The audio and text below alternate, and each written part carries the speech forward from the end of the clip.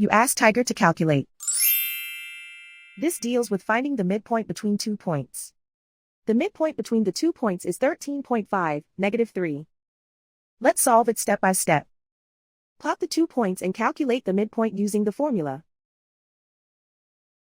The coordinates of point 1 are x1 equals 5, y1 equals 49.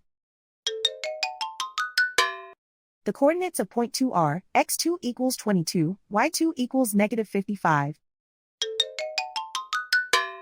PM represents the midpoint of the 2 points.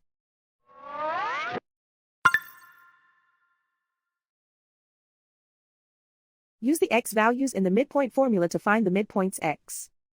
x1 equals 5.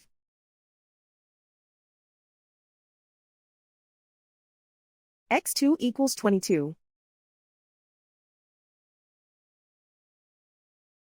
Simplify the arithmetic.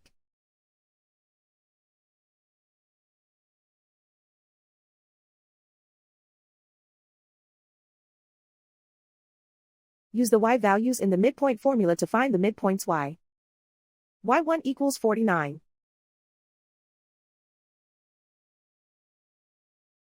y2 equals -55. Simplify the arithmetic.